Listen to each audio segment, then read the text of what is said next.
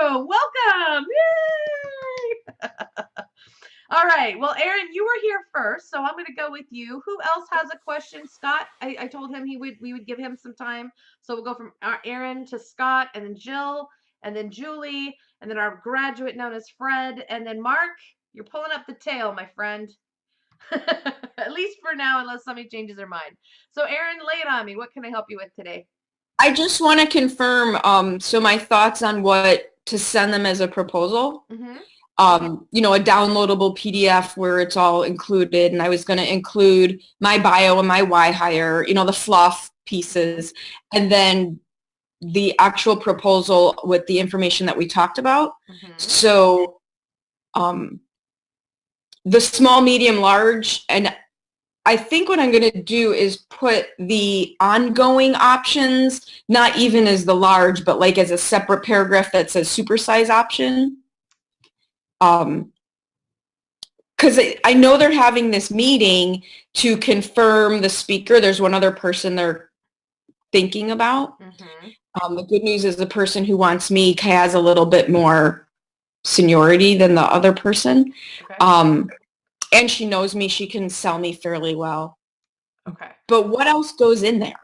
Well, I was going to include that document they gave us with the other considerations. So all your fluff pieces. So this is going to go in front of a committee. It sounds like more Yeah. than one person is going to look at this. Yeah, there's 6 people on the committee. So I would not make this proposal a book. Don't make this thing, 15 pages long. Make it very succinct. If you are going to put your fluff pieces on it, as you say, your speaker sheet, your 8 reasons to hire, I would put that on one. Is your speaker one sheet, 2 sheets now, front and back? 2. 2, front and back. Okay. Mm-hmm. So I would couple different things. Number one, yes, you can include it. I wouldn't make it a part of the same packet though. I would make it available to them, but make the proposal stand alone as a very distinct piece of this collateral. Don't staple it together or put it all in one PDF. If you have to, make 2 attachments if you're sending it digitally, or 2 different handouts as you're giving it to them. I might even suggest sending your credibility pieces in advance in a separate email to her and let her know that you'll be sending the proposal separately. Okay. That proposal needs to have its attention on it and not be jumbled in with all of the other stuff. So the other thing I will tell you, your proposal needs to make sure it's building context to why you're proposing what you're proposing. So at every juncture, and if you want to send it over to me, I'll take a look at it. I won't get a chance till probably Wednesday meeting. So I only talked to her this morning, and her meeting's at 8:00 tomorrow morning. Oh. And so I'm going to be doing this evening when I get back. I have somewhere I need to be this afternoon. Okay, got it. It is what it is. So as you put it together, because you told me, because you said, because we spoke about, because these are the outcomes you want, here's what I'm proposing for this phase, and then this is what the minimum is. I think we can do great work together if we work in this fashion, and then you're going to make your proposal for your speech and whatever else. Because you also told me X, Y, and Z, these are the kinds of outcomes you wanted. I'd like to submit for your consideration. And again, this is that deeper part of what you talked about, and that ongoing support. But it's not just a menu. It's not just A, B, and C. Pick which one you want. You need to build this proposal so you have context to why you have strategically placed these offerings on this proposal. So we had a situation where someone had sent a proposal completely out of context as a menu, and the client went, I'm not ready for consulting. I don't want any of this. And it was no to everything.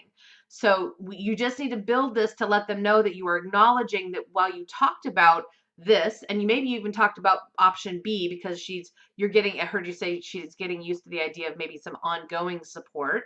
So you're going to put that in there as well. Option 3, she may not see coming. It's that big bonus, way to go, long-term, whatever you're going to package in that. And she may not see that coming, and it's going to have the biggest price points. You don't want her to go, whoa, wait a minute. Now you're spending money I'm not willing to spend, whatever. So you need to really make sure that you build context for that last offering and around the results and bring in as much ROI conversation as you can to why this really does make the best sense. Now, we know human nature is to pick the middle one. No one wants to Right. be at the lowest. No one wants to be at the highest.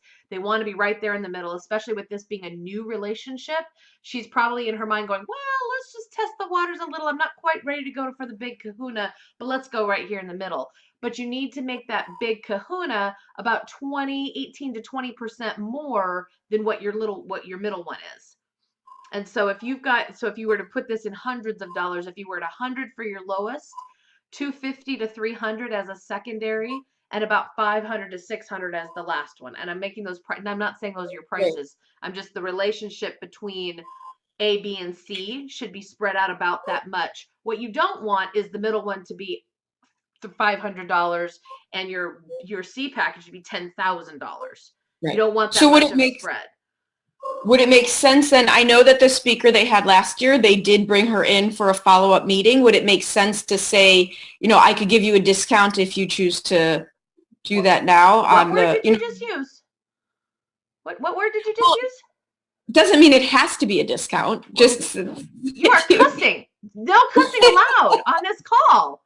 No, discount, no. a perceived discount. Well, what's the I thought I Professional saw it on the consideration. I am making a professional consideration for you. I am um giving you a value added offer because you said. For everybody on the call, the word discount does not exist in my vernacular ever. well, there was something on, I think it's that sheet with the, you could do a video, you could do a letter of reference with those things where it says if you pay in full, you get a discount. When you pay in If full, I will that- make a professional consideration for you or add value in this other way.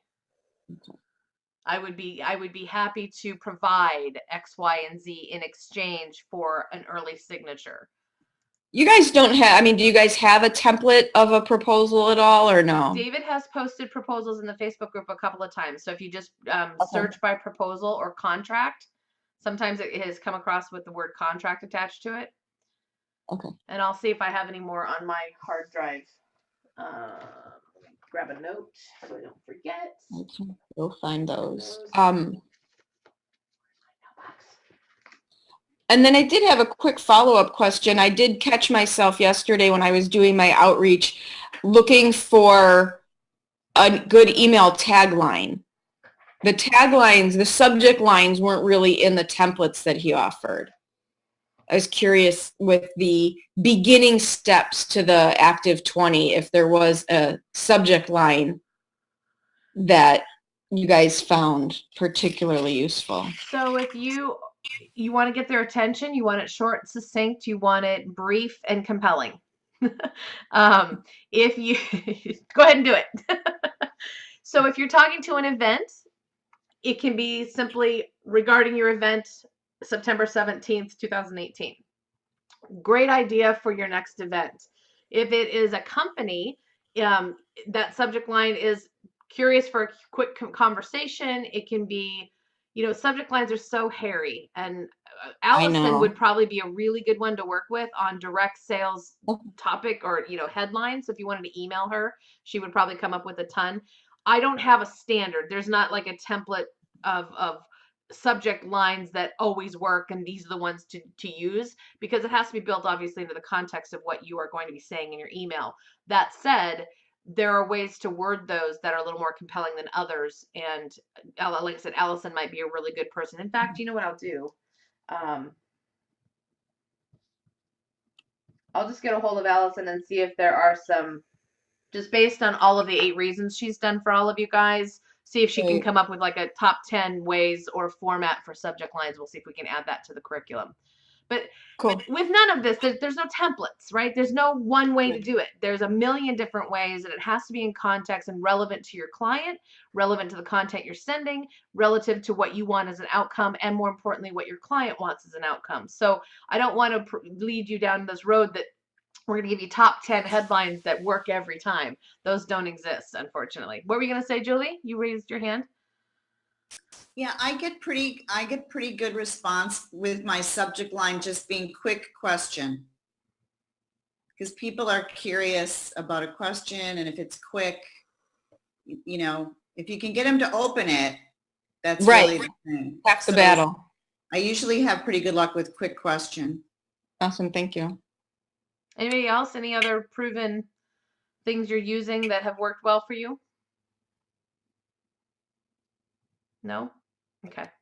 So I'll work with Allison and see if she can give us some pointers or give her direct sales spin on subject lines, and we'll see if we can get a document. We'll post that in the Facebook group. Awesome. Awesome. Thanks, Thank Erin. you. Yeah, absolutely. And tonight, if you want to send, I'm going to be around tonight. So if you want to send your proposal just Okay. for a quick eyeball, I'm happy to look at it. Just send it over. Awesome. Thank All you. right. You're welcome. All right. I think we said, oh, Scott said he only wanted to listen in today. So that's cool. Fred, were you next? All right. You heard in my earlier conversation that I'm going to be submitting a proposal to the Sheriff's Department for some, excuse me, for some leadership and communication training. Not for all 800, but for the supervisory levels, which are the warden, the majors, the captains, the lieutenants, and the sergeants, which pretty much is going to be pretty close to around 80 or 90 people. Okay. And the way we're going to structure it, because everyone can't be together at one time, I was just going to ask you that. I'm thinking about proposing a training program for a day and a half or 2 days for 2 different groups based upon their shift work. Mm-hmm. And can do it. And then following up over a period, excuse me, following up over a period of anywhere from 3 to 6 months to serve in a guide capacity, a coaching capacity, to ensure that the skill sets that are presented to them are activated and that they're put into practice, and to be able to periodically measure the results, even though the results may be subjective rather than objective. What's the best way to structure a proposal around that? So are you looking for structure as in layout and design, and how to lay it out in an order, or are you talking about what to include in a good, better, best? Give me a little more clarification on what's missing for you in regards to just putting that together. Well, I like good, better, and best. Although because of their budgetary constraints, which I still don't have clarification on, but in speaking with them, it doesn't sound, I mean, it sounds like they're committed to making this happen. And when I give them the proposal, I'll have a pretty good idea of whether or not they can afford it. But I want to make sure that whatever I propose, and I'm thinking right now for what I'm going to do, somewhere in the neighborhood of $25,000 to $30,000. Okay. Okay. And to start with, and that will include conducting StrengthsFinder assessments and Myers-Briggs assessments for all of those people, so they have an understanding of their strengths and personalities and all of that stuff.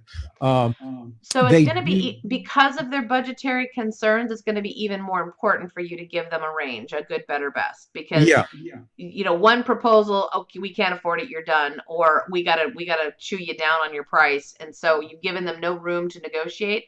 A proposal, a good, better, best, will naturally give them some different, you know, hey, look, you want that, but you're going to need to find the budget.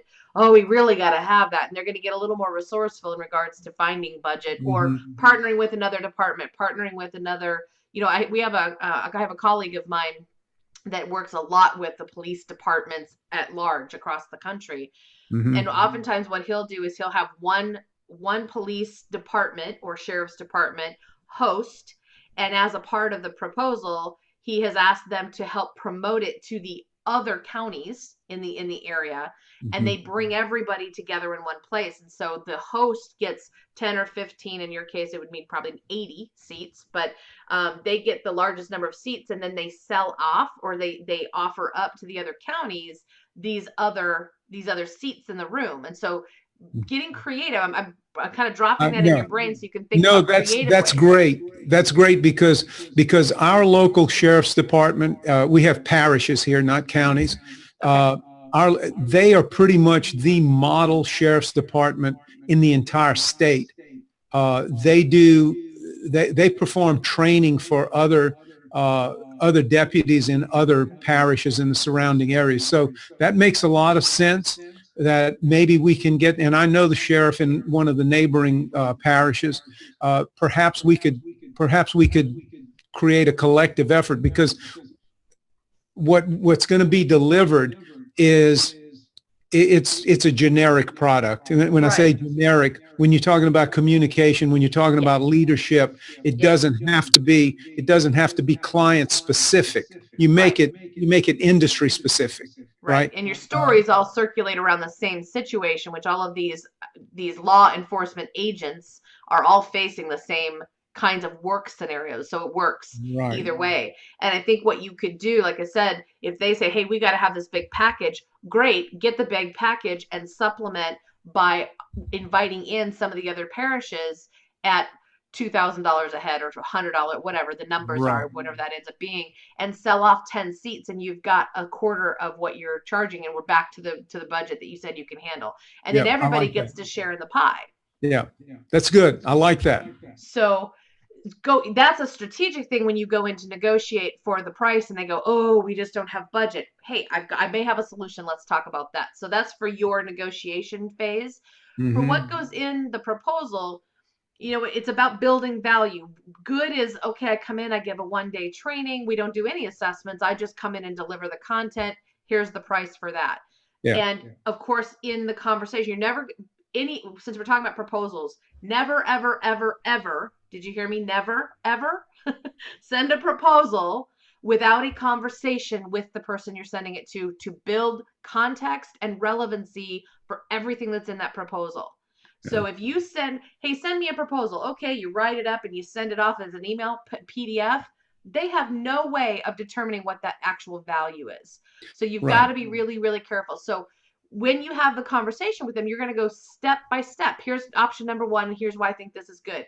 Here's step number 2. Because you told me, and because we discussed, and because you said this, and this outcome is out here, what I really think is going to have more transformation and more value for you is if we do X, Y, and Z, which is package B, or, option number better. This is the better option. However, while I think that would be very valuable, the best option for you is going to be this, because we need long-term measurement. We need true transformation, and that takes place over time. You and I both know that. So here's why I'm doing number 3.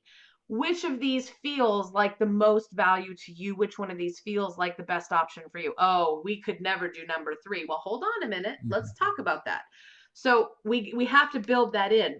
I wouldn't say in your good that you have assessments. I think in your better and your best you have assessments. And in your best you have those ongoing coaching, those metrics, the measurement, the accountability, and then the revisit. Maybe there's another training you even include in that based on results that you get throughout the measurement phase. Right. Okay. Yeah, that's very beneficial. Thank you. That it makes a lot of sense. And because they're local, I'll be able to have that I'll hand deliver the proposal and go over it with the warden. Perfect. And be sure you have everybody at the table that needs to make a decision on this. So before you go in, is there anyone else that needs to be involved in this conversation? I want to make sure that everyone who's going to be a part of this decision-making process is at the table, because it's really, really important that we're all working from the same page.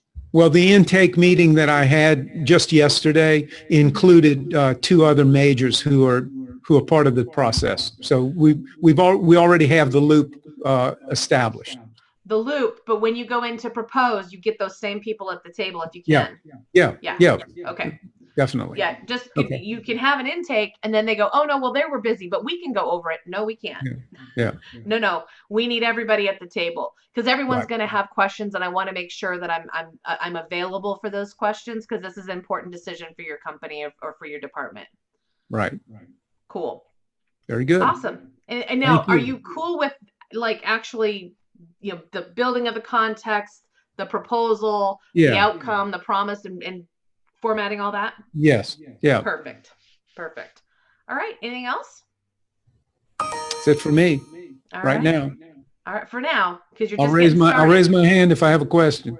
All right. Well, this is the first day of the rest of your career. So, all right. Who's next? I forget because you guys. I'm a little bit blonde. If you didn't notice, Julie, were you next? All right. Go for it. I just needed to unmute. Well, I did want to come and hear what you had to say to Erin as she was putting her proposal together, and to hear about Fred's, because I haven't really done a proposal beyond just, here's the talk option. But I realize that I need to offer more than that, and how I want to, whether it's good, better, best, option 1, 2, or 3, phase 1, phase 2, even how to get my head around the categories. And if what I want is to be able to deliver the most value to someone, it's going to be a multi-layered program. But some people might just be looking for, here's my basic, maybe it's basic, and I can think of other language beyond basic, or, advanced doesn't really sound like a, so I just, the naming of the good, better, best. Yeah, is good, better, best really what you would use? Yeah.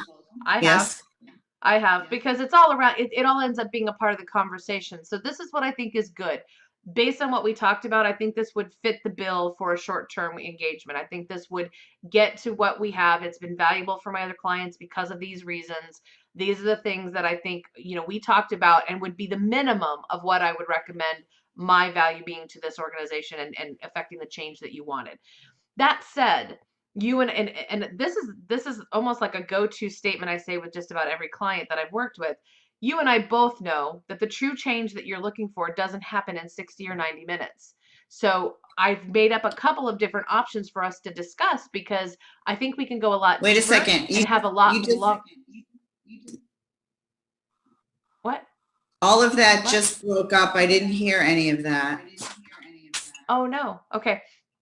Where did I leave off? What was the last thing you heard? Good thing it's being recorded. Oh, yours also gets recorded?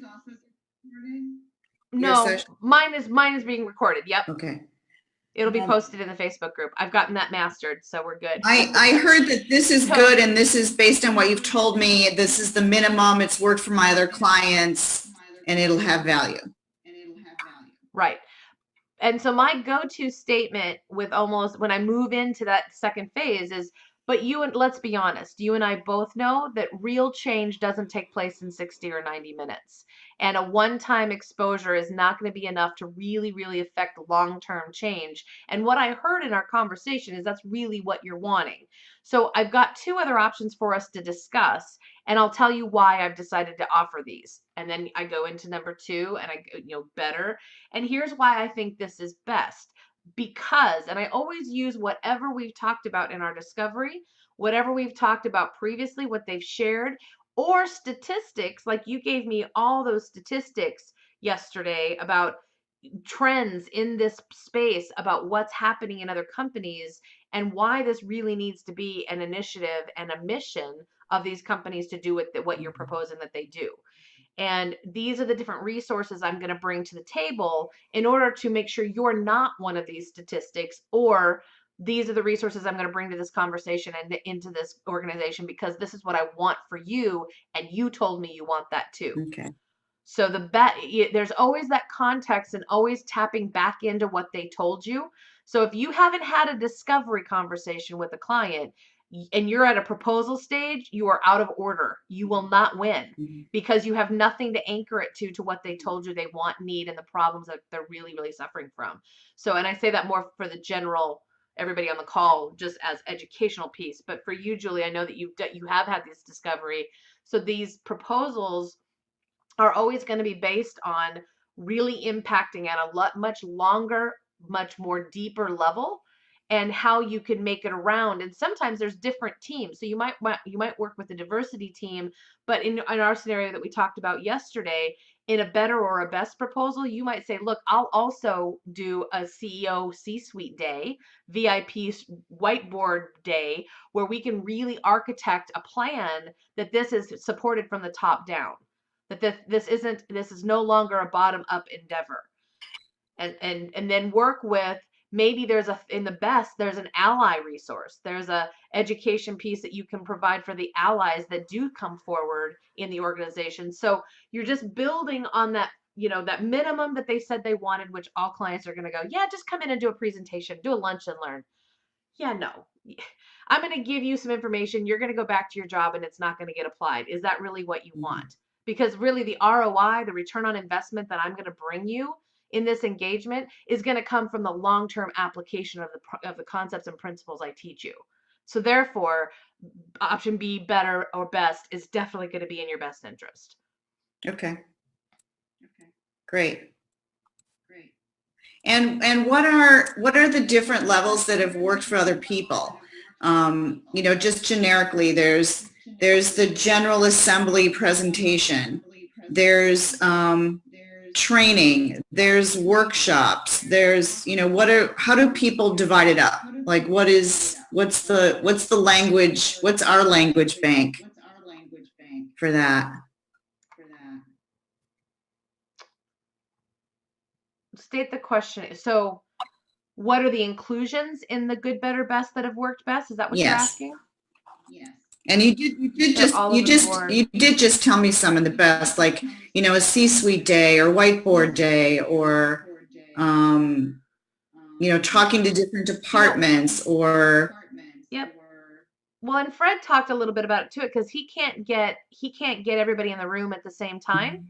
So he's going to create his proposal to meet 2 of the work shifts. So you're cognizant of their work environment. Manufacturing has that a lot too. If you're going to do training in manufacturing, you need to be available for 3 shifts. You need to be able to come and do the presentation at least 3 times, or 2 times where the 2 shifts cross over and it's the transition between second and third shift that you come in and do a presentation. So you capture all the employees. So in your inclusions, it could be training, it could be follow-on webinars, it could be accountability calls, maybe it's actual coaching calls with certain people, any live interactive part that you can do at whatever frequency you feel it can be sustainable for you. Because at the end of the day, what you need to know is what is the change that you're trying to impact, and how much effort on your part will it take to really impact that change and initiate it, implement it, whatever the word is.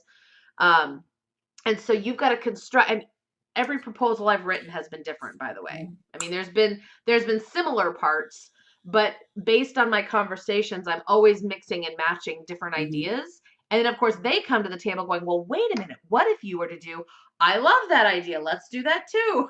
So then you add to the proposal again. So this has everything to do with really zoning in and focusing on your client's desired outcomes and figuring out what pieces all of you should have, if not by now, because some of you are newer than the others, before you end this program, you should have your own menu of services. These are the ways that I deliver things. Now, that menu is for your eyes only. You pull from that menu and adjust and modify accordingly based on what you need to put in the proposal. So if you know that you can do monthly coaching calls for 10 employees and you can do that weekly for them for 6 weeks, then that's a deliverable. Well, if they have more employees, if they have more need, you got to figure out how to adjust that.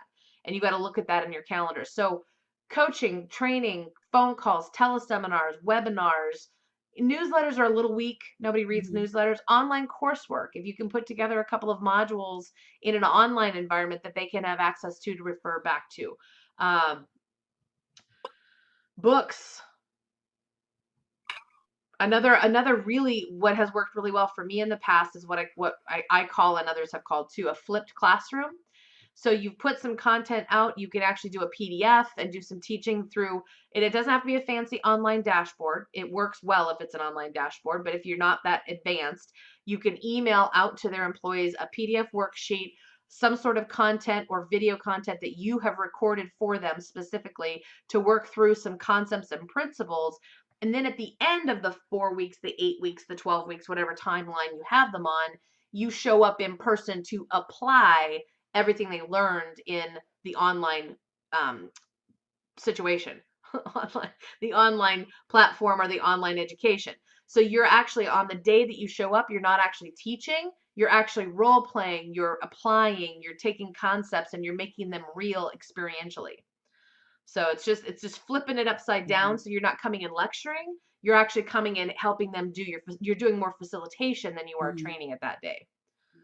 So for you, if that's something that you can do, you can offer that as a hey, we're going to give a flipped classroom and this is what that's going to look like, X, Y, and Z. And I would show up on week 6 and we would do this, this, and this, and we would have a party and we would have a community. We'd bring everybody together. And you have a lot of different options that you just have to just think outside the box and be creative. Thank you. And always in the context of what your client needs and what problems they need to solve.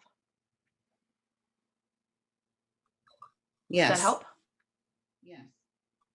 Awesome. Anything else?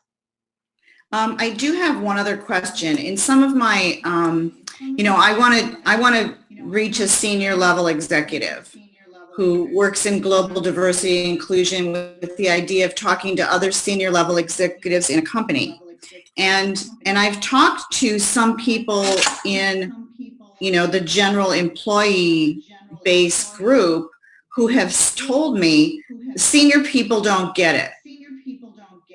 They don't get it. The millennials get it, the Gen Z people get it, but they don't understand what transgender means. They've never heard the word non-binary.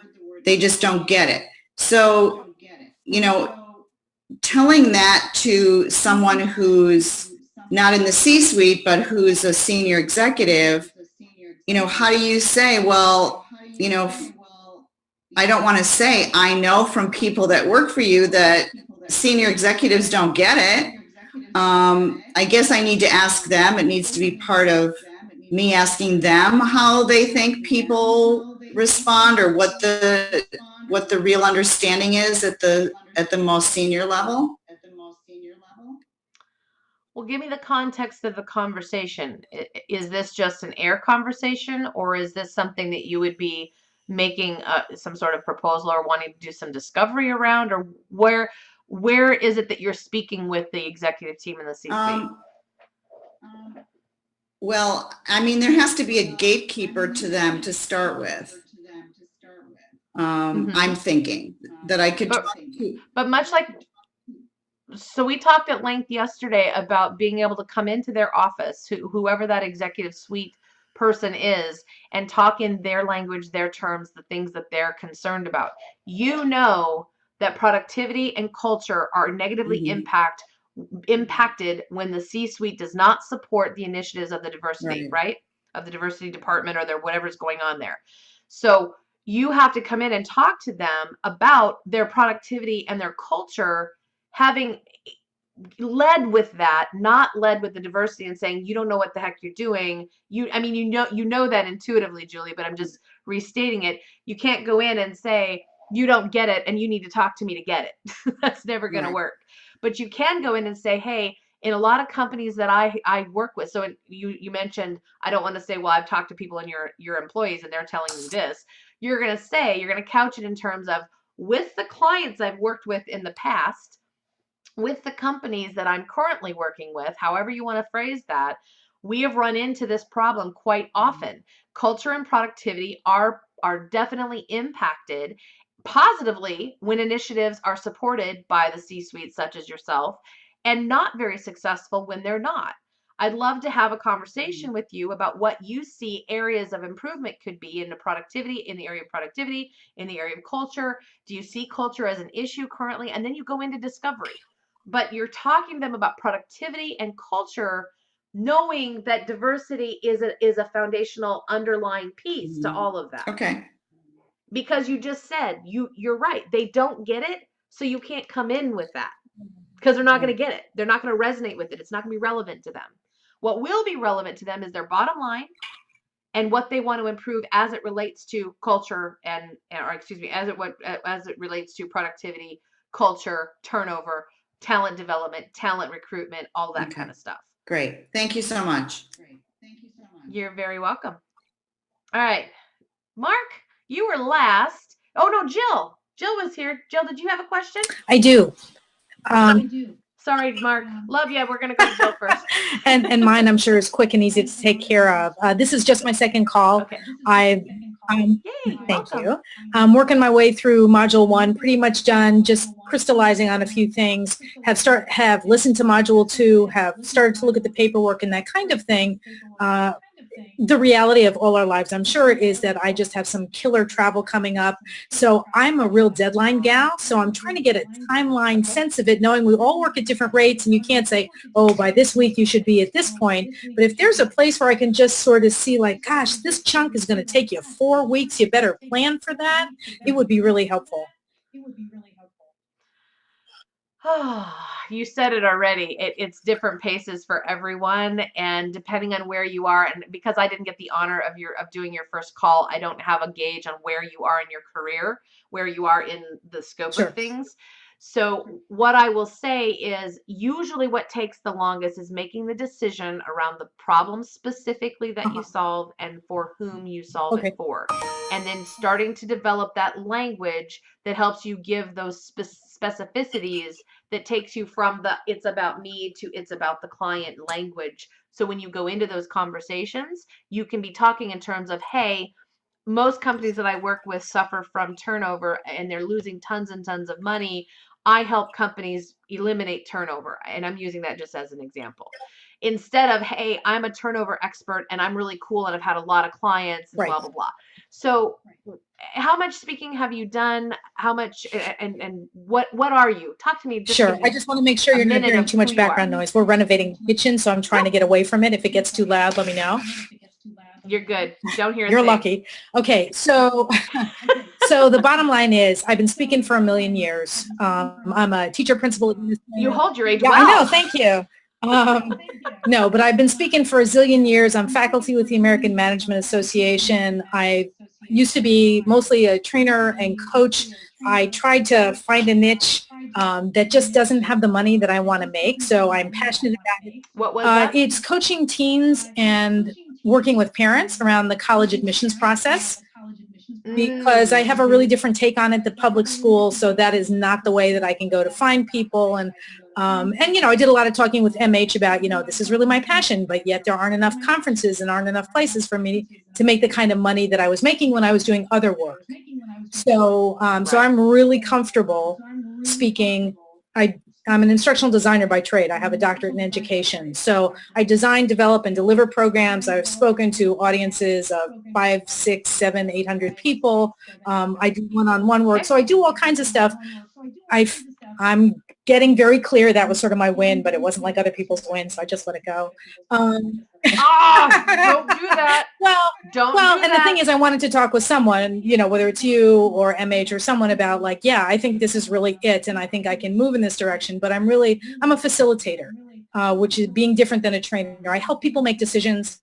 I teach them how to run great meetings. I do a lot around communication, healthy conflict. And so I'm trying to keep it small because I've been around a while. I've done a lot of things, but I'm trying to, that's my thing. I know how to use language. That's the customer language because I did that with teens and with adults. So I really feel like I've got to jump on that if that feels like an area, and I believe it is because I see a lot of people out there doing it, where I can jump in and do things, which is not where I've been before. Right. What an interesting term that you just used that kind of perked my ears a little bit was healthy conflict. Because we have someone else on the call, Mr. Ron Price, who's all about play nice in your sandbox, and it's about managing conflict, and it's about, you know, if you can eliminate conflict. But what you said was healthy conflict, which has some intrigue to it. Now, where we would apply that, we need to explore, and how we would bring that out and bring that to fruition is, you know, and we've all talked. Ron and I've had this conversation too. Everything rises and falls on communication. It's the only way that we convey our ideas and interact with one another. So everything is communication. Right. So the question I would have is, given your background, where is it that you feel you have the most insight into the daily grind of the working world, where healthy conflict needs to exist or doesn't exist? As an example, this is just one little vein here. Let's explore that quickly. where, in what industry, what work situation. And when I say work situation, a really key distinction was made a while back with one of my potential clients. He says, I want to work with manufacturing. I said, well, what kind of manufacturing? He says, well, you know what? I came from a diaper manufacturing plant, and the manufacturing process is very, very fast. Like, they are producing things at the speed of light.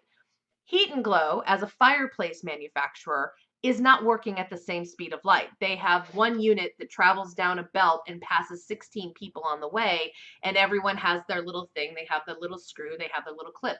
So it's a different work environment for the people at the line. And that was the differentiate. He wants to work in manufacturing where the speed of manufacturing or production is very, very fast.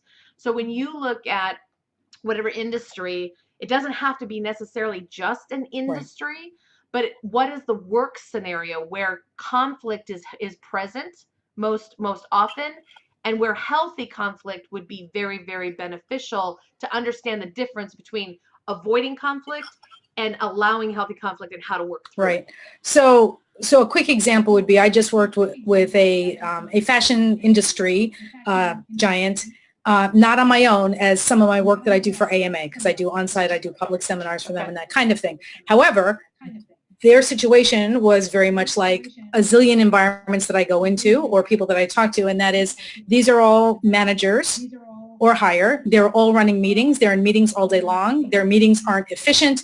They don't have healthy conflict there. They don't have good communication. They don't have rules of engagement in terms of what do we do when we walk in the room and how present are we and all that kind of stuff. And that's really my area of expertise. So it's sort of cross-industry, but at a certain level, for the people that are running the meetings to learn how to run the meetings, to facilitate them. And I also, I draw, so I'm a visual facilitator, what's called a graphic facilitator. And so I teach people, so I can literally teach them that skill, which is one thing, but I also draw what people are saying so they can see what they mean. And that's a way to also get ideas out there and reduce conflict. I love that. I love that. So if you had to pick an industry, so you are saving time at meetings, you're increasing influence by more succinct, healthy communication in the room, so you get to the outcome more quickly, and you get people on board more quickly by using visual cues to bring them. And so it's influence. It's being able to impact influence. Yeah. So the symptoms are our meetings are inefficient. They're commanding way too much time. We're not moving projects forward fast enough. We're not meeting deadlines on projects. Initiatives are not getting carried out. And there's dissension in the ranks on the decision-making processes because we can't communicate to a level that we can make a decision. And there's a delay in making decisions. Right. So just kind of giving you some sound bites, when you start to collect your pain gains, and you start to collect some of these, because this is the language we need to talk in. These are the things that they recognize because they're in their pain. And we can talk all day long about aspirational outcomes, but they can't imagine that because all they can see right now is this really, really pervasive problem. So positioning yourself around an industry, where do the most meetings happen, and where does that cross over to your best client you've worked with? What the kind of client? Has it been a software client? Has it been like a fashion industry? Are they creatives? Is this an ad agency? Is this where? Yeah, it's a tough question. I guess that's one of the places that I have to do some work. But I got to tell you, even in my work before this, meaning when I was doing instructional design, training, coaching, I spanned the industry. It was Turner Broadcasting Sales. It was Elsevier, a publisher. It was Siemens Medical. It was Petrotrin. It was GE. I mean, it didn't matter what the industry was. It was the problem that was the issue. And I am a former educator. Educators in general don't have money. Not that I wouldn't go there. I think they're great, although very difficult to work with, having been one of them. I know that. But the reality is, it's not industry specific. People are suffering everywhere from not being able to communicate effectively. Yep, I get it. But so let me put this in terms that will help you start to put the blinders on. Yes, you can help everyone, because everyone on this call can help a lot of people. What we want to do is what I call niching for now.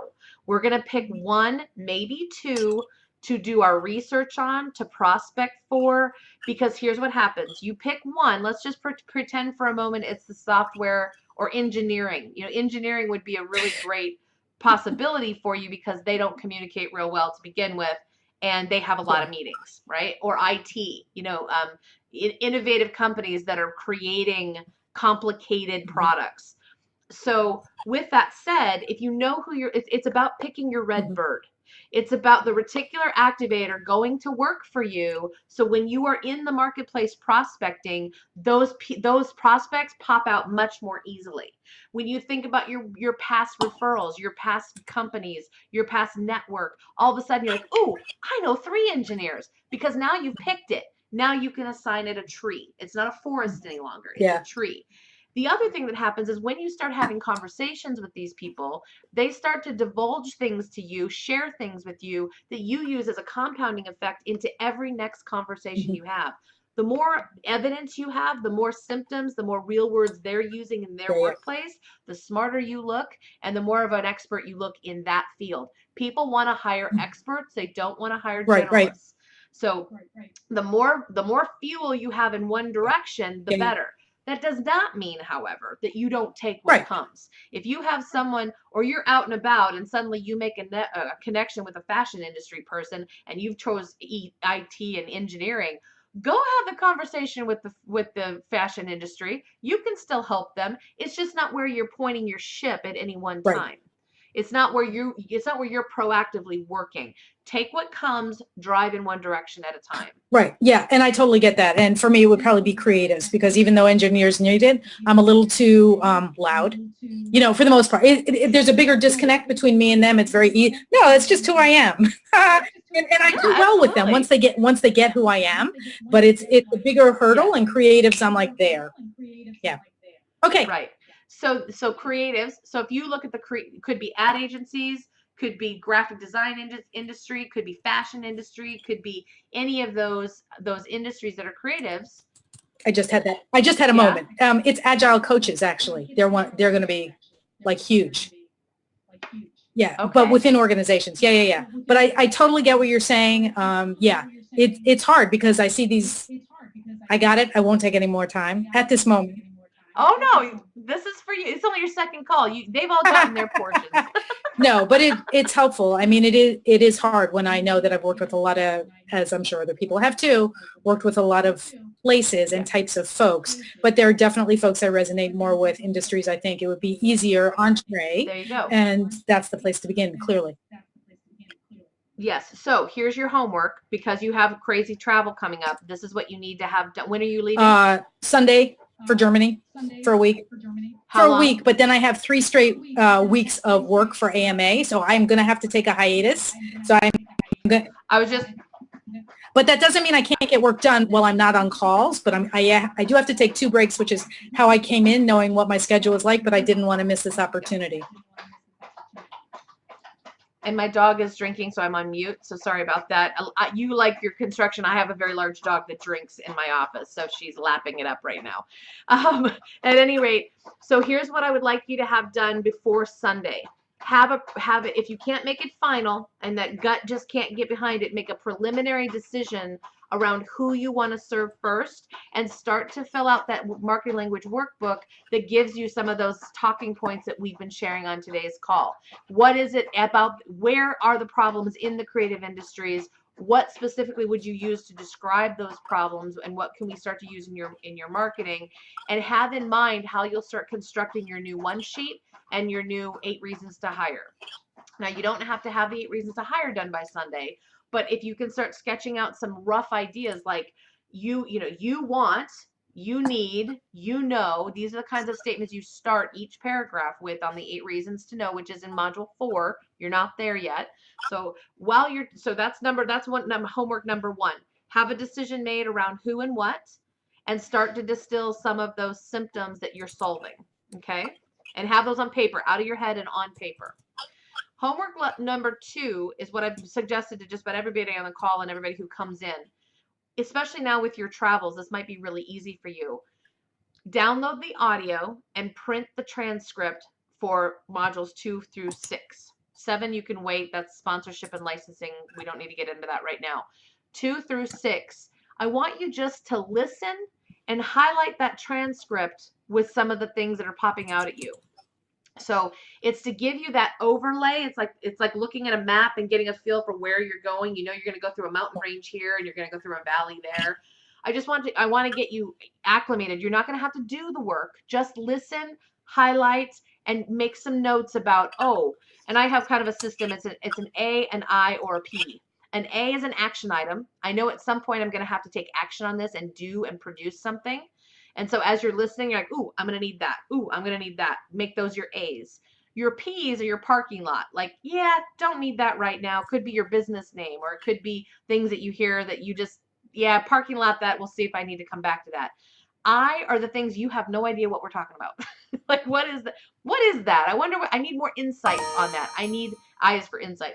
I need more introspection on what that specific is or what the nuance is. And that's what you're going to, those are some of the questions you can bring to the calls as well when you come back. So go through modules 2 through 6, print the transcript, make highlight notes, just know where you're going. And then let that be the work you do while you're gone, in addition to thinking through who might be your top 20 and that kind of thing. Terrific. Thank you so much. Really terrific. You're Very so helpful. welcome, Jill. Great to Likewise. meet you. All right. Who else? We've got another 40 minutes. We're running on. Yeah, Mark, that's right. I didn't forget you. I just wanted to see you raise your hand. Well, my questions or issues kind of follow what Jill is saying and picking my niche. Now, I feel somewhat handicapped in that I've been in the prison of law for 30 years. And there's no real corporate environment in the law. It's most of us are small firms. There's no real structure. You got associates, partners, and staff. So right now we have 100 employees in the firm I'm with now, but there's no HR or anything. There's an office manager. So I feel I don't know who to target really as far as executives and those type of things. And kind of out of the loop there. Because of what, you know, the solutions I provide, and you hit it on the head, yeah, I can provide it to anyone. So I picked hospitals and the medical industry just to pick a niche. Yeah. Because a lot of what I do in reducing stress by taking away the financial stress that people are under goes into the wellness category. And I think they would be more into that. Right. So I picked that. And then Fred talks about helping sheriffs. Well, and so what I look at is, you know, I've been very involved with my community, president of the chamber and a bunch of other nonprofits. I have relationships with the sheriff. I have relationships with the county administrator, city administrator, board of education. So I have some inroads there. The other big thing is the biggest employer in Florida is Publix supermarkets. One of their corporate regional headquarters is literally right above me, where they do training for their managers. And one of my current employees is a former Publix employee, and my daughter is an assistant manager with them. So I have a real insight into them, and they are big on training, promoting within. A lot of coaching and mentorship. So there's that opportunity, very convenient opportunity. Sure. So let that be one of your things that come. You might have an inroad there. Explore it. You don't have to make it your niche, but it's an opportunity that you explore because the solution that you provide would be relevant to their needs, and because you have an inroad, it's what I would refer to as low-hanging fruit. So doesn't mean though that once you choose that, you have to choose every other supermarket chain. That's just one isolated opportunity. So going back to hospitals or civic, you know, whether it be EMS, police, civic, local, whatever, as Fred indicated, budgets are always a concern in that segment. Not as much. Everyone is cognizant of their budgets, but hospitals and healthcare may be a little more open when it comes to budget. You might not hit that wall quite so often. I don't say that you won't ever hit it. It means that you might hit it less often. And that's a key distinction. Associations, you're going to hit and in general, associations, you're going to hit the wall of, we don't have budget.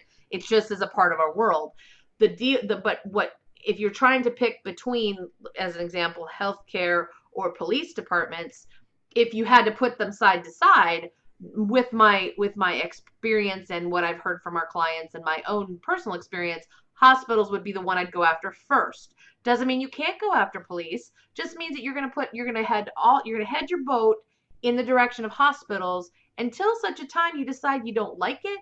It doesn't actually pay. They don't resonate with your message and you've tried and tweaked and worked on it, or you just don't have any inroads and you're not getting any success. So, and the cool thing about all the principles that we teach, you can pivot at any time you want. If you want to start with hospitals, go for 2-3 weeks, maybe a month, see what happens, see what trees you can shake, and nothing shakes out, pivot to police departments. See if the belief that there's no budget is not real. See if you bump up against the wall. If that doesn't work, go to work with Jill and creative. Go work with creatives and freelancers and all their money problems that they have. But the point is this. This is why I say it's niche for now. It's not a life sentence. In the prison that you've been in, we don't issue life sentences around here. So it's about where you would find the most fulfillment, where the money seems, at least at first look, to be most available, where you can have the greatest impact in the company that you want to go work for. And does it make sense? And where are those reference points or those network people that you can contact and have an inroad with? So it's never a proposal of, oh my gosh, I can't take anything. You can take what comes, pursue what seems like you have an interest in, go after those. But for prospecting and lead funnel management, go in one direction so you can compound those conversations like I was talking about a few minutes ago. So if I were you and if I were giving you my best advice, I would say, let's check out hospitals first. Now, when it comes time for your collateral, your website, your value proposition, you're going to want to craft all of that language around this target market you've selected. You're going to be speaking in terms of nurses, not employees necessarily. You might be speaking in terms of administrative staff or executive offices versus line workers in a manufacturing environment. So you're going to start using titles and language and really taking into consideration the nuances of their problems that are very specific to their work environment. Those are the symptoms we need to be talking about in specificity in order to build that relevance. So that said, your documents are geared as an expert in financial habits and reducing stress in the healthcare environment. That said, as soon as you're ready to pivot, guess what? All the information stays the same. You just change a few of the symptoms, change a few of the titles, change a little bit of the content, and off you go in a new direction. So you might say today, stress management for nurses. Scratch that, erase it off. Stress management for police officers. And then you just change the language through the document. No big deal. So you're not shackled to one thing, but you are shackled to no income if you don't make a choice and go forward in one direction or another. And I would much rather have you at least making efforts, you, rhetorically, everyone on the call, than I would for you to just sit and stew and wonder. And this goes back to what I said before we broke off in the group. There is no one right way. There is no one template that's a surefire bet. This is the way to go. You've got to just get out there, have conversations, get the information you need, and then craft your way through it. And as you become better known, it gets a little easier because you do have the benefit of referral market and compounded network and all that stuff. But until you have the first 20 to 200 conversations, you're where you are today. So does that help? It does. It's hard picking that one red bird to shoot for, but I get it, and then we can pivot. One of the other things that I discovered in doing my search of hospital associations and stuff is that there are actually associations for event planners who just put together medical events. Yeah. So it's like, there's I guess multiple levels to target on your 20. There are associations for associations. Yeah, I was shocked, and that's why There are associations for association executives. There are associations for meeting planners who only specialize in X, Y, and exactly. Z.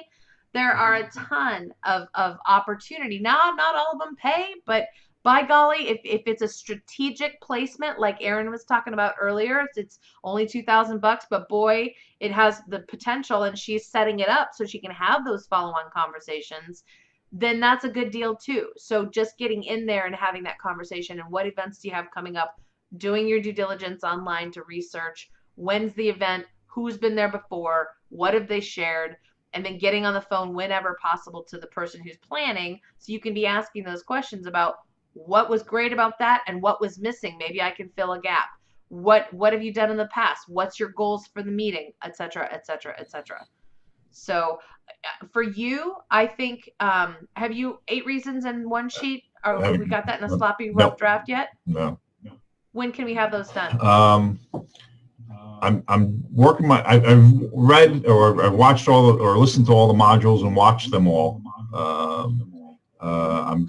I should get through. Well, this will finalize module 2 for me, and I'm working on module 3. But I've taken a lot of. I have a lot of what I need written down already for module 4.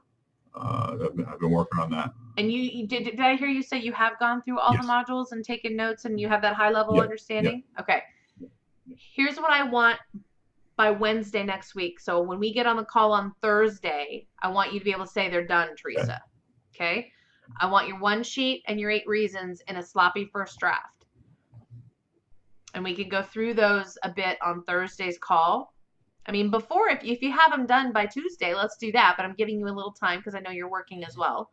So by Thursday, if we need to just hit the highlights on the call on Thursday, and then we'll get you over to Allison and get those done. Okay.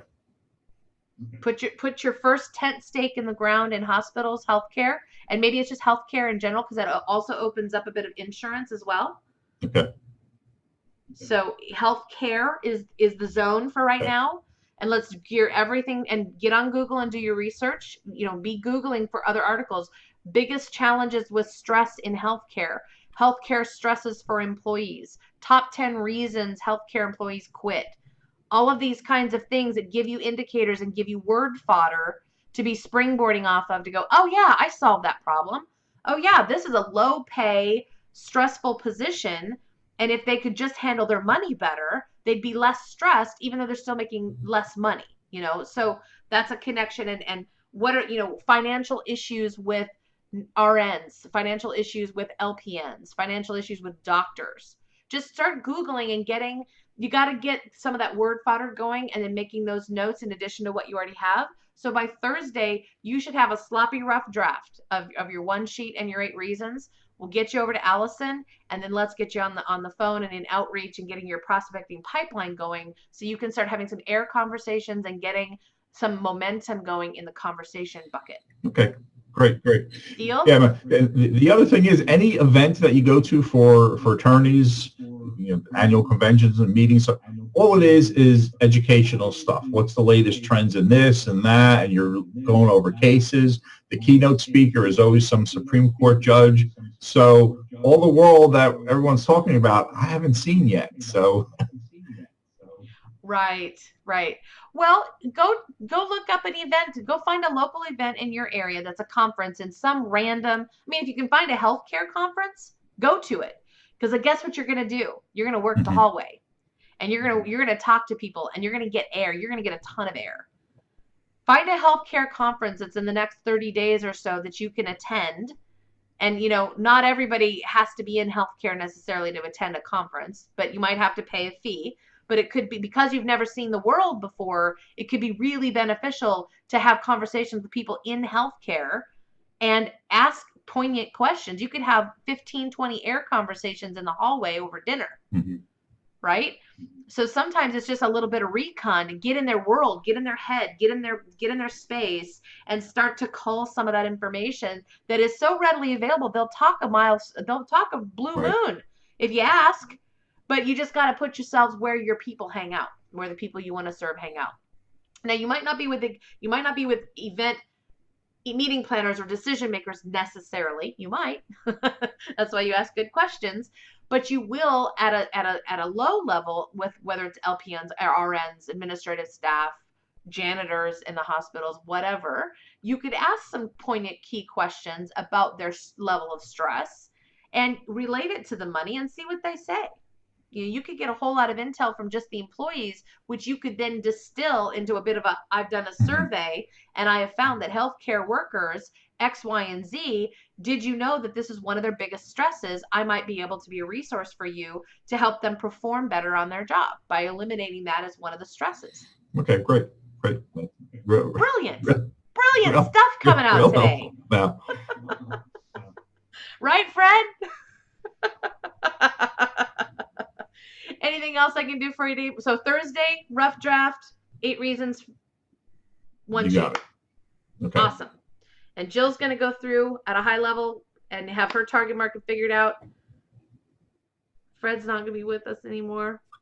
Unless he wants to, we can have a conversation about that. Well, too. you and I have put off our one-on-one, so you and I still have 4 one-on-ones after this.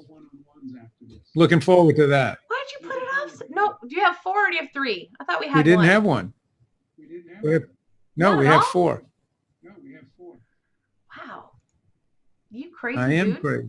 Hey, and just for all of you, I put in the comments, there are 2 tools. They're just tools. One is My Savvy CRM, which is basically one-page CRM that I've used for 7 years. Absolutely love it. My clients that have used it absolutely love it. And it is one of the best CRMs on the market because it is next action oriented. So every day you log in, you get a list of what you promised 6 months ago to do. So when you're in a conversation with a prospect and they say, "Oh, call me in 6 months." Okay, you put a little next action there, and then you log in on 6 months later and you go, "Oh, I promised to call 6 months ago to Bob. Better call him today." And so there's no other real CRM that has that focus. It's also super, super simple and totally customizable. So I'm totally selling it because in all transparency, that is my affiliate link. I do make a whole $2 a month, so I'm not going to retire on it, but I do really, really believe in it. And I would be happy to help anybody set it up, customize it, and create that pipeline if you should decide. They've got like a 21-day trial. So check that out. See if you like it. If you do, we can have a future conversation. But really, at the end of the day, it's in my opinion, the best CRM that's on the market because it's simple and it's based on pipeline management, not contact management. The other tool I just put up here, which is My Savvy Proposals, is also for those proposals that you're writing that you know that you have certain offerings that you can create. You can create a template, and it's an online PDF, and you can see when they opened it. You can see when they've signed off on it, and you can create it to where you have almost templates yourself. So if you have a proposal, different blocks like good, better, best, you can create like 6 different versions of a good, better, best. And when you're creating the proposal, you just slide it in. Boop, boop, boop. Here's the proposal. Do a little context, do a little summary, do a little quick. And it's slick. It's professional looking, very accessible by multiple people. And it's really, really a great tool. So you guys can both take a look at those because we were talking about proposals and CRMs today a little bit. So anything else from anyone else? Hi, John. You've been here quiet. Are you with us? He's sneaky. Carrie's here in incognito. Ron's incognito. They're all hanging out. They want us to think they're here, but they're probably watching Price is Right, right? There's Ron and his office. I'm here as well, Theresa. We thought maybe you were off watching Price is Right, Ron. Can you hear me, Theresa? Oh, we can now, Carrie. Hi. My question, the reason I popped over was I need some context, like we were saying at the intro when we were all with Dave. I'm looking for a process, not the time that it will take, but in terms of when I identify a prospect, just the steps that I'm going to be going through to get them to a contract. I have a tool that I am working on with you. I had a great call with Julie Holmes this morning, who's in our program right now. And this has been a tool I've been trying to get done, but time has not allowed me to do it. But I'm going to get that. So I'm going to put a pin in your question. And by Monday or by Tuesday's call, I will have a little worksheet for everybody that just gives you, basically it's going to be kind of a mind map looking thing with a pick list of the things that you can put into those follow-up processes. So you engage with them one way, might be a LinkedIn message to begin with, and then they answer back and you're going to engage in a conversation. But if they don't answer, which is usually the question, is once I engage and they don't answer, what do I do next? What time frame? Well, how much time do I leave between contacts? I'm going to have all of that kind of listed out on a little bit of a worksheet, and then it'll give you an opportunity to go, you know, I want to send a LinkedIn option here. They don't answer, so I'm going to wait 5 days. I'm going to send an email here. They don't answer. I'm going to wait 7 days and give them a voicemail here. They don't answer. I'm going to wait 2 more days and send them an article. I'm going to wait 5 more days and I'm going to send them a gift card in the mail. Whatever that looks like to you, and you can, and the worksheet will let you just put in your own stuff based on a suggested pick list that you have off on the right hand side to brainstorm ideas. Great. No, that's the kind of template I want to be able to follow. Exactly. Well, you got it. I'm going to work on it. Like I said, I've been trying to get it done for months. And I just keep getting busy and I don't understand why. So yeah, I'll get that put together for you and the rest of the group because Julie was really interested in that as well. And I have a different question. I don't know if it belongs here or in a one-on-one. I spent all day yesterday and still came up really with only very weak options for associations where CEOs actually show up. I found a number of organizations that are on the model of invitation-only events where they invite the CEOs, and yet most of them are using either their vendors as speakers or their internal team as speakers. So therefore, again, in my same market, I'm trying to figure out what keywords should I be searching for to find more events where the CEOs show up. Well, quite honestly, I don't know that there are a ton of events that CEOs actually show up for. Unfortunately, there are some, but it's not going to be nearly as plentiful as those that they send their direct reports or their mid-level managers or their C-suite to. So VPs, directors, that kind of thing. So you may have to look at something a little different than a gauge of CEOs. CEOs are busy, and that's why they hire employees. So they don't have to go to all those crazy meetings. That said, if you look at associations and you're talking the right language, I would agree that that's probably, let's dive a little bit deeper on that in a one-to-one, Carrie. There's some things I want to do with some of my own research so I can come with you with some resources. And so can we save that for our next one-to-one? That's fine. That's why I asked. Yes. Thank you. Yeah, no problem. John, did you have a question today? He was off mute a second ago. There No, not today, Theresa. I do. Learning a lot. Right. I have to formulate a few things more concretely before I begin to fire the questions, because when I have some questions, you'll know they'll come at you fast and furious. This, my friend, I know. John is one of our powerhouse guys who once he's on, and he's going to do great, and we just got to get him some clarity, and he's got it, like you said, John, you need to formulate a few things like all of us had to formulate, right? At the beginning, had to do a little thought processing and getting some decisions made. So you just lay it on us when you're ready, John. Thanks. Yep, absolutely. Ron, you're kind of quiet today. Is that a complaint? Nope. Okay. Not a complaint, just an observation. You know, I'm not overwhelmed, but I had a great visit with Allison yesterday, so I'm kind of on hold for that. I want to see what she's got. I'm still consumed with this retreat that I'm going to be facilitating on Monday and Tuesday, and the doors that I'm expecting that's going to open. And then I've just. Did you have any conversations with the meeting planner about contacting anybody?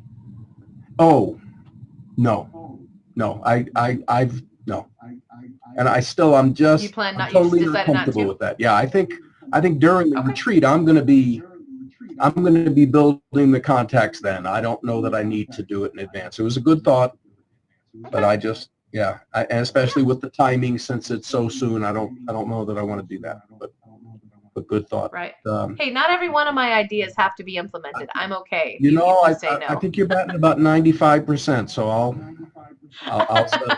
I'll settle for that. I would wish for that. But you and I need to get together. Just hold my feet to the fire. I probably need to go back and, you know, keep working the process. Trust the TTP. Trust the Well, process.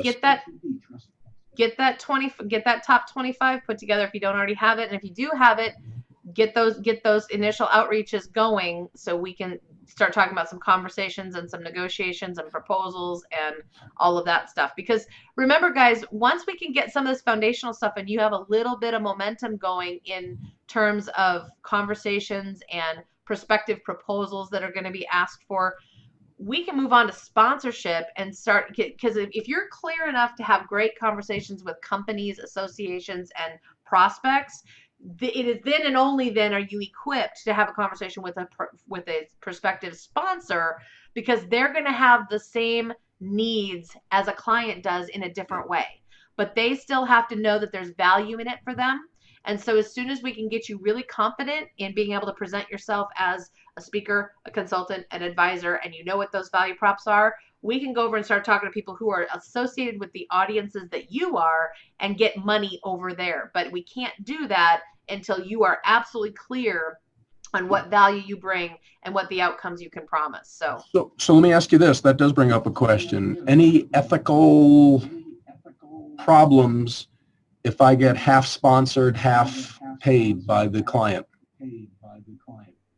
not unless the client has a problem with that. I mean, if it's a conflict of interest because of the company that's sponsoring you, that's the only thing that comes to mind. Okay. Most times you're going to be aligning with companies who complement or sell a service to your audience, that they would actually be a resource for them. They would be someone that they would actually do business with already, or the company wants them to do business with them. Right. So that's what I'm thinking. If say the Utah nurses, I just spoke to the School Nurse Association. They paid me so much. I did meet some people there that might sponsor me to other school nurse associations. So I contact I contact these other school nurse associations. I'll say, hey, you charge me this much, but by the way, I'm also going to try to get a sponsor to, if you can't meet my fee, I'm going to try to get a sponsor to make up the difference. No problems with that at all. One of the best scenarios is to have a couple of sponsors in your back pocket that have agreed over the course of a year to allocate X amount of dollars or sponsor X amount of speaking engagements or whatever that looks like. You have to negotiate that, but you just have them in your back pocket. So when you have a conversation with an association or an organization and they go, we don't have budget. What do you have budget for? Oh, we have $4,000.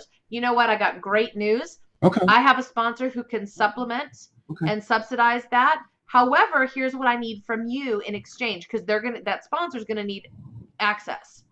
So they've got to be okay with being able to let you hang a banner or hand out brochures, or maybe even a couple minutes on stage, or set up a booth at the back, or whatever.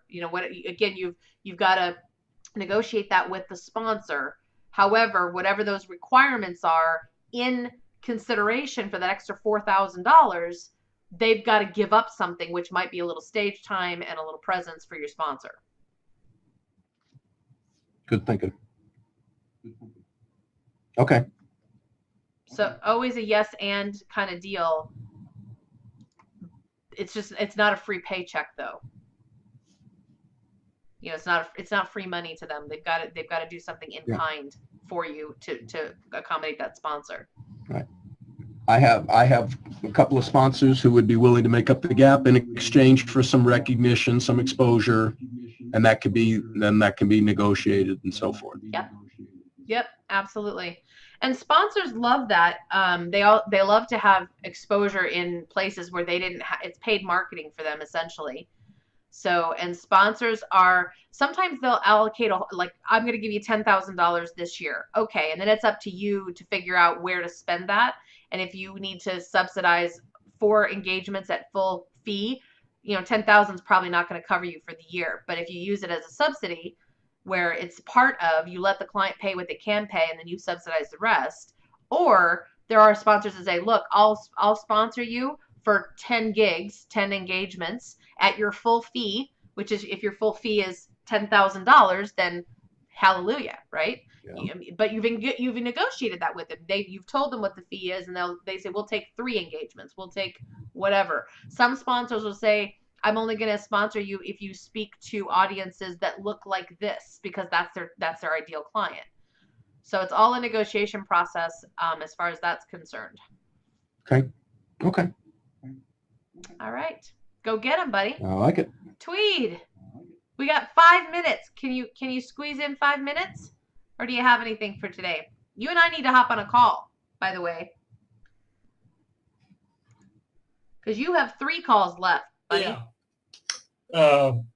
Well, I was curious about the CRM thing because, frankly, I'm embarrassed to say this, but I've never really had any experience with it. I've always done all this, I didn't know how much of a rookie I was until I got into this program. I've gotten calluses on my feet now with my feet being held to the fire, but it's okay. But I was curious about that because I'm really starting to pull some things together. Now there's really a lot of moving parts. Before it was all conceptual. Now it's like action. Yep. So, I mean, it feels good. It's like, using a muscle. It is. It's muscle. We're going to create muscle memory. Well, let's use your next call to walk through what a pipeline looks like. And we'll set up the CRM. We'll if that's the one you choose, which you're free to choose anything you want. There are others that are just more complicated. That's why I was always just go looking with for this pros one. and cons, That said, kind of thing. I just really kind of look for pros and cons because I'm a babe in the woods when it comes to this. You have, in my opinion, being a professional prospector in my life, you have to have a CRM to keep track of yourself. If you're going to have enough leads in the pipeline to really get momentum and start the machine working for you, you have to have something to put the information in, because every prospect is going to be at a different stage in the process. Some are going to have said no, not now, call me later. Some are going to say yes, and that moves to proposal stage. Some are going to not answer you at all for weeks on end, and you can't give up on them either. You've got to have a process that you know who it is and when was the last time you contacted them, what was the last conversation. Some are going to put you off into somebody else's voicemail. They're going to, hey, not me, go talk to this person. You've got to follow the trails on all of these people in order to really, really work the pipeline. What most people do, Tweed, is they get a prospect, they make an outreach, nobody answers, and they move on and they go get somebody else. That's not going to work for you. It's just not going to be productive for you. So you've got to be able to really nurture, and really it's the art of nurturing a prospect. That's what this comes down to. And so your CRM is where you keep your brain for wherever every prospect is, so you know what next action to take that's relevant to where they are in the process. So it's key and critical and crucial. So definitely having one. There are lots of options for CRMs, and I can talk to you a little bit more in detail about what are the pros and cons between different platforms. That's a different conversation. That's techie stuff, and I can break that down for you. I'd also say where we are now is now that I got my top 20, and I can easily flesh that out to 25, I got kind of 2 plans in my head, but that would probably something we can discuss on the call because it is the how-to and the technical, and I don't want to take up everybody else's time while we weed into this. Besides, we've got less than 5 minutes, so we don't have time. So that's cool. Not today, but you've got 3 one-on-ones, so we'll have time together yet, and we'll talk about something else too next time we're on the phone. That works for me. All right, Tweed. Awesome. Yeah, absolutely. Well, let's head back into the main room, and we'll say our goodbyes, and then you guys will be off for the rest of your week. Thanks, Drew. You're welcome.